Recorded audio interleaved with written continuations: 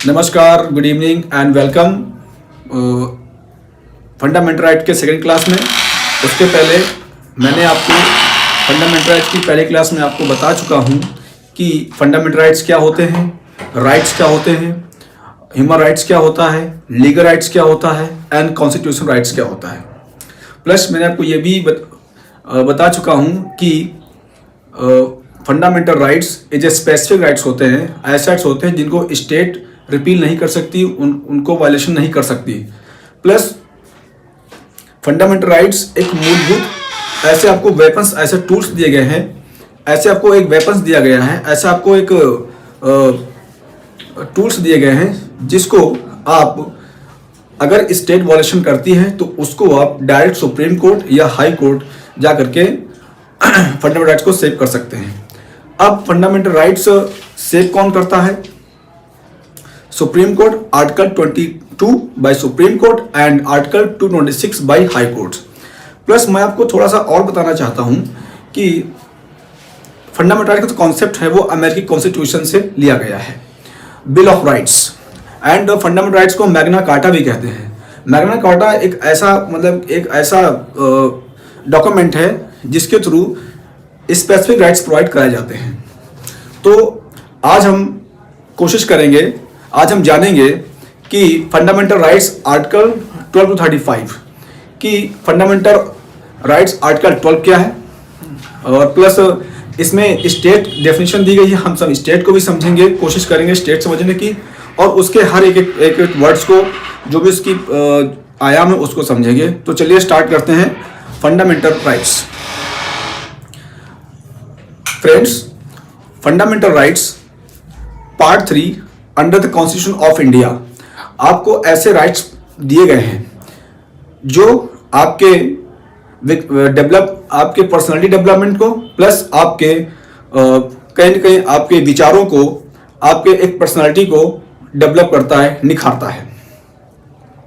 और ये ऐसे आपको टूल्स प्रोवाइड कराए गए हैं कॉन्स्टिट्यूशन के द्वारा, जिसे स्टेट यानी कि सेंट्रल गवर्नमेंट चाहे स्टेट गवर्नमेंट हो, उनको वॉयलेशन नहीं कर सकती है। अगर वॉयलेशन करती है तो आप डायरेक्ट सुप्रीम कोर्ट या हाई कोर्ट जाकर के अपने फंडामेंटल राइट्स को सेव कर सकते हैं।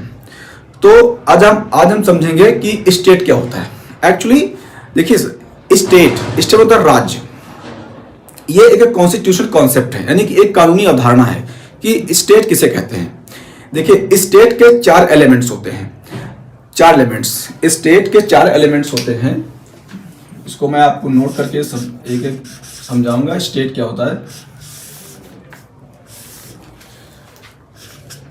पहला आपका होता है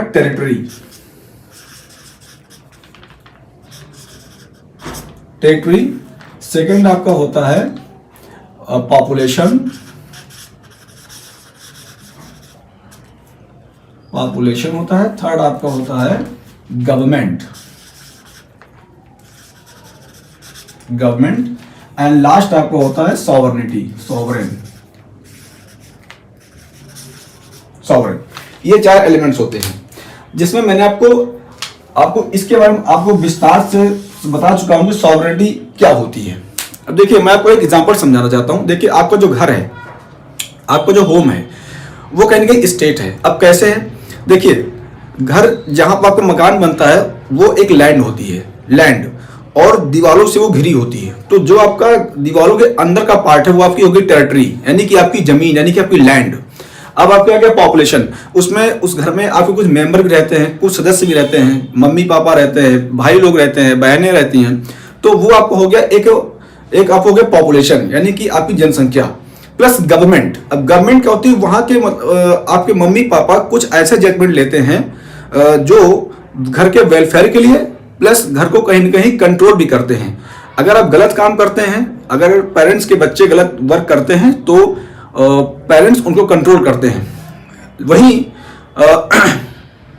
अगर पेरेंट्स को लगता है कि अगर आप एजुकेशन में अच्छे पढ़ रहे हैं, एजुकेशन में आपको करियर बनाना चाहते हैं, आप किसी गवर्नमेंट जॉब की तैयारी करना चाहते हैं, तो आपको फैमिली फुल सपोर्ट करते हैं, आई मीन पेरेंट्स आपको सपोर्ट करते हैं। अब आगे आपका गवर्नमेंट आपको डिफाइन कर दिया। अब आपका आता है सॉवरेन। देखिए, सॉवरेन का सीधा सा मतलब होता है कि आपके घर के इंटरनल और एक्सटर्नल डिसीजन आपके पेरेंट्स लेते हैं। इसी तरीके से गवर्नमेंट, जो हमारी केंद्र सरकार होती है, वो भी कहीं ना कहीं इंटरनल और एक्सटर्नल डिसीजंस लेती है। उस पर कोई एक्सटर्नल पावर या एक्सटर्नल फोर्स कोई उसमें इंक्लूडेंस नहीं होता है। इस प्रकार देश की पॉपुलेशन है, हमारे देश की एक लैंड है, जो मतलब कि जो बॉर्डर्स है उनसे घिरी हुई लैंड हमारी जो है वो हमारी होगी टेरिटरी, यानी इंडिया की टेरिटरी यानी लैंड प्लस पॉपुलेशन। इंडिया 2011 की जो सेंसस ऑफ इंडिया में 121 करोड़ पॉपुलेशन थी। हम अभी ऑफिशियल डाटा लेते हैं क्योंकि अभी नेक्स्ट जब सेंसस ऑफ इंडिया हुई तब हम आपको ऑफिशियल डाटा से इंट्रोड्यूस कराएंगे। प्लस गवर्नमेंट, हमारी केंद्र सरकार, हमारी स्टेट गवर्नमेंट, स्टेट में सेंट्रल गवर्नमेंट आती है। अब सेंट्रल गवर्नमेंट क्या होता है कि आपके वेलफेयर के डिसीजन लेती है। आप कहेंगे कि अगर देश में आतंकवादी हमला होता है तो उसको कंट्रोल भी करती है। अगर कहीं देश में बाढ़ आ गई या कहीं भूकंप आ गया या कहीं लैंडस्लाइड्स हो गई, जैसे अभी हालिया में उत्तराखंड में आप देखा होगा टनल जो क्राइसिस आए थे, तो उसको लेकर के हमारी सेंट्रल और state government both government cooperate करके वहाँ 40 लेबर को मतलब कि रेस्क्यू किया था। तो ये कहीं ना कहीं ये भी गवर्नमेंट का काम है, कहीं ना कहीं उनका लेबर का वेलफेयर किया। तो इस कारण से और सॉवरेनिटी, देखिए सॉवरेनिटी का मतलब से होता है इंटरनल एंड एक्सटर्नल डिसीजंस जो केंद्र सरकार लेती है। प्लस आपको मैं और बताना चाहूंगा कि आखिरकार स्टेट है क्या और स्टेट के और कौन कौन से टूल हैं। देखिए, हमारे देश की आपकी पार्लियामेंट हो गई, लेजिस्लेचर हो गया, प्लस आपकी स्टेट लेजिस्लेचर हो गया, प्लस आपकी म्यूनिसिपैलिटीज हो गई, पंचायती राज हो गए, डिस्ट्रिक्ट बोर्ड्स हो गया, और प्लस आपका LIC हो गई, आपका ONGC हो गई। ये भी स्टेट में इंक्लूड किया गया है। Plus according Supreme Court of India judgement, मतलब जब भी सुप्रीम कोर्ट जजमेंट आया था तो उसमें भी क्लियरली सुप्रीम कोर्ट ने बता दिया कि जो भी प्राइवेट कंपनियां या जो एजेंसी अगर स्टेट की तरह काम करती हैं तो वो भी कहीं ना कहीं स्टेट में इंक्लूड की जाएगी। अब एग्जांपल आपको देना चाहूंगा, रिलायंस कंपनी, टाटा कंपनी, अगर उनको लगता है मतलब अगर सुप्रीम कोर्ट लगता है कि ये मतलब जो ONGC LIC की तरह वर्क कर रही हैं तो ये भी कहीं ना कहीं स्टेट का पार्ट हो जाएंगे। प्लस आपको और बताना चाहूंगा, जैसे इलेक्शन कमीशन ऑफ इंडिया भी स्टेट है, Supreme Court of India is a state है, प्लस आपकी हाई कोर्ट्स स्टेट्स हैं, आपके government schools, government colleges, universities कहीं ना कहीं ये भी स्टेट हैं। स्टेट की कॉन्सेप्ट में आते हैं। तो स्टेट एक बहुत ही ब्रॉड माइंड, एक ब्रॉड लेवल का कॉन्सेप्ट है जिसको मैंने आपको अच्छे से डिफाइन किया है। अब मैं आपको बताने जा रहा हूं कि आर्टिकल 13 जो मोस्ट ऑफ डिस्प्यूटेड आर्टिकल, वो आर्टिकल 13 है। वो क्यों है? क्योंकि अगर यूनियन लेजिस्लेचर या स्टेट लेजिस्लेचर अगर कोई कानून में अमेंडमेंट करती है, वो अमेंडमेंट अगर बेसिक स्ट्रक्चर प्लस अगर फंडामेंटल राइट्स को वॉयलेशन कर रही है तो उसको Supreme Court null and void कर देगा, यानी कि उसको अनकॉन्स्टिट्यूशनल या इनवैलिड डिक्लेयर कर देगा। अब सुप्रीम कोर्ट का ये पावर कहां से आती है? ये पावर आती है यहाँ पे आर्टिकल 13 से। आर्टिकल 13 में क्लियरली मेंशन्ड है कि अगर पार्लियामेंट या स्टेट लेजिस्लेचर अगर कोई ऐसा लॉ बनाती है, ऐसा कानून बनाती है, ऐसा अमेंडमेंट करती है कि जो फंडामेंटल राइट्स प्लस अगर वॉयलेशन होता है तो सुप्रीम कोर्ट उसको क्लियरली नल एंड वॉइड कर देगा। जैसे 99th constitutional amendment act parliament ने पास किया था, जो NJAC यानी नेशनल जुडिशियल अपॉइंटमेंट कमीशन यानी कहीं जुडिशरी रिलेटेड था। सुप्रीम कोर्ट को लगा कि इसमें कहीं कहीं जुडिशियल रिव्यू, जो कि एक बेसिक स्ट्रक्चर डॉक्ट्राइन का पार्ट है, उसके थ्रू सुप्रीम कोर्ट ये चेक करता है कि कौन सा ये जो अमेंडमेंट किया जा रहा है ये article fundamental rights plus basic से डॉक्ट्राइन को तो नहीं वॉयलेशन कर रहा है। तो आर्टिकल 13 ये क्लियर मेंशन करता है कि अगर कोई स्टेट या अगर कोई पार्लियामेंट या स्टेट लेजिस्लेचर अगर कोई ऐसा कानून बनाती है जो फंडामेंटल राइट्स को वॉयलेशन करती है, तो सुप्रीम कोर्ट उसको नल वॉइड कर देगी। आर्टिकल 13 इस पर बहुत सी डिबेट हुई, कॉन्स्टिट्यूशनल अमेंडमेंट हुए, article 24, article 25 constitutional amendment act 25 इसको हम कभी बताएंगे आपको बारीकी से कि आखिरकार सज्जन सिंह केस किससे रिलेटेड था, और आपका बेरूबारी केस किससे रिलेटेड था, और आपका केशवंत भारती केस किससे रिलेटेड था। एक्चुअली सुप्रीम कोर्ट को यह पावर कौन देता है कि आप इस कॉन्स्टिट्यूशनल अमेंडमेंट अगर वॉयलेशन कर रहा है फंडामेंटल राइट्स का या बेसिक स्ट्रक्चर का, ये पावर देता है आर्टिकल 32 सुप्रीम कोर्ट को एंड 226 आर्टिकल हाई कोर्ट को कि आप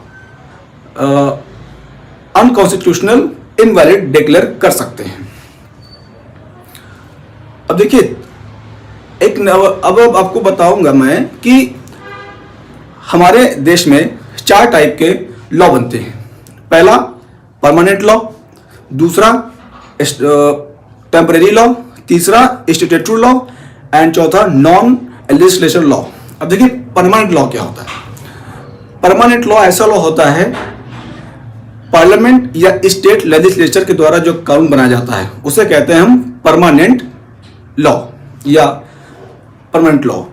अब दूसरा आता है आपका टेम्परेरी लॉ। अब देखिए आपने बहुत से केसेस, बहुत से ऐसे इश्यू सुने होंगे आपने मीडिया के थ्रू या एनजीओ के थ्रू या जो सोशल मीडिया के थ्रू कि सरकार ने अध्यादेश के तहत ये बिल पास कर लिया या प्रेसिडेंशियल के थ्रू ये अमेंडमेंट पास कर लिया।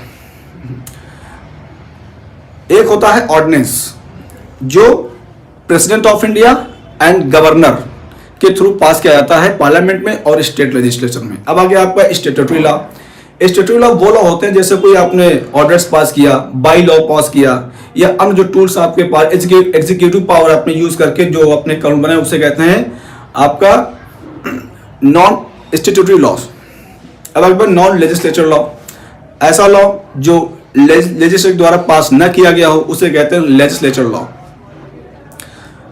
फिर जब हमारा कॉन्स्टिट्यूशन लिखा गया, हमारा कॉन्स्टिट्यूशन ड्राफ्ट किया गया, तो आर्टिकल 13 में ये क्लियरली मेंशन था कि अगर स्टेट किसी कॉन्स्टिट्यूशन के पार्ट को अगर अमेंडमेंट करती है तो अमेंडमेंट किया गया हुआ वो लॉ नहीं माना जाएगा। ये क्लियरली मेंशन था आर्टिकल 13 में। इस पर बहुत सी डिबेट हुई, बहुत सी सुप्रीम कोर्ट में डिबेट की गई, मीडिया हाउसेस में डिबेट की गई, लेकिन सुप्रीम कोर्ट को ये लगने लगा कि कॉन्स्टिट्यूशनल अमेंडमेंट एक्ट के थ्रू जो आर्टिकल 368 में क्लियरली मेंशन्ड है कि पार्लियामेंट आर्टिकल 368 के थ्रू कॉन्स्टिट्यूशन में अमेंडमेंट कर सकती है।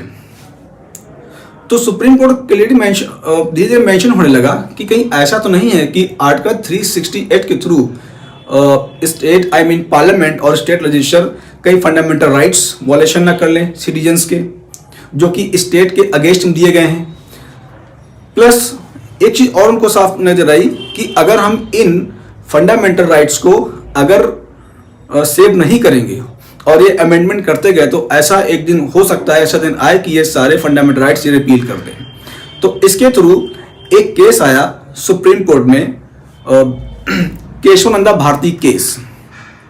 इस केस में सुप्रीम कोर्ट ने क्लियरली मेंशन कर दिया कि अगर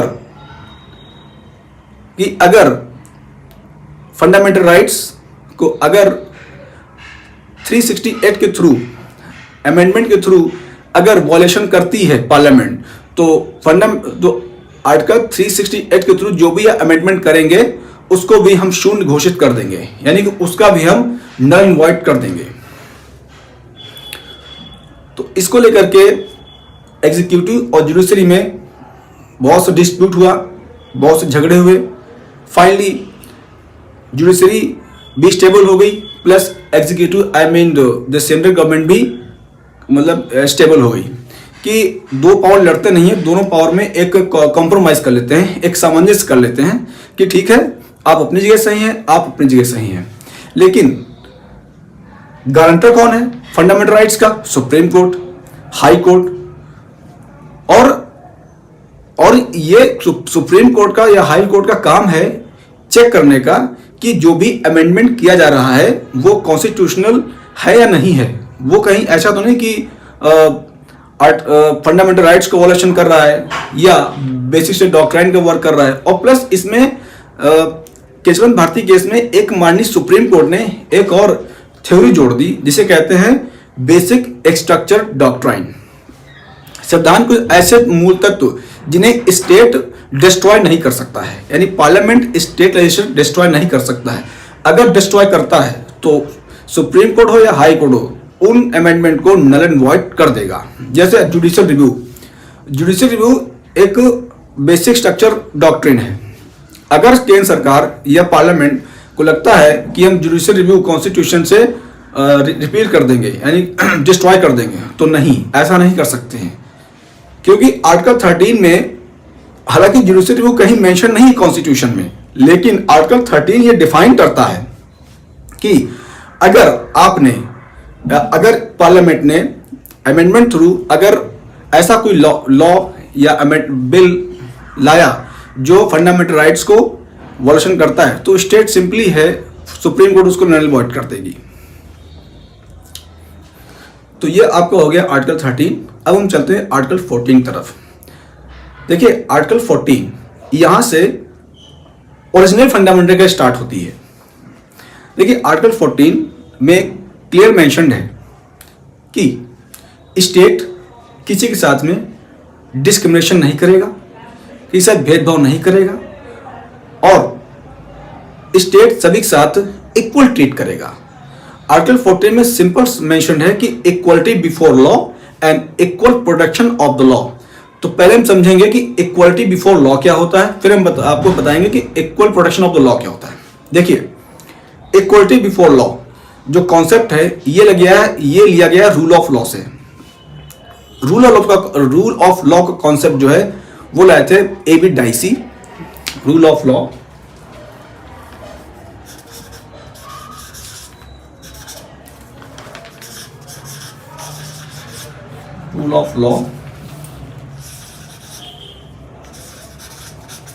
concept by A.B. Dicey. A.B. Dicey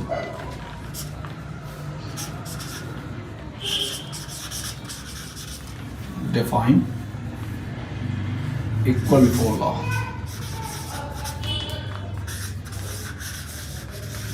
Equality before law. Equality before law.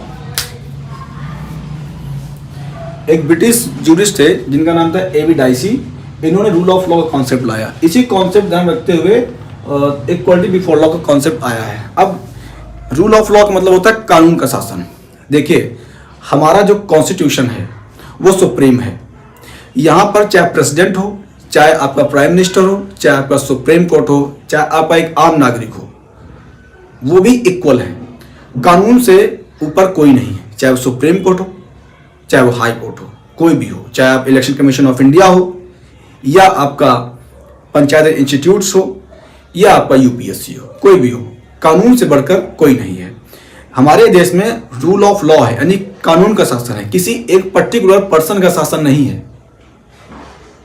हमारे यहाँ कानून का शासन है और कानून शासन में आपका कॉन्सेप्ट है इक्वलिटी बिफोर लॉ, यानी कि स्टेट सभी के साथ समान व्यवहार करेगा, सभी के साथ समान न्याय देगा, सभी के साथ चाहे सोशल हो, इकोनॉमिकल हो या पॉलिटिकल हो, सभी के साथ जस्टिस करेगा, किसी के साथ डिस्क्रिमिनेशन नहीं करेगा।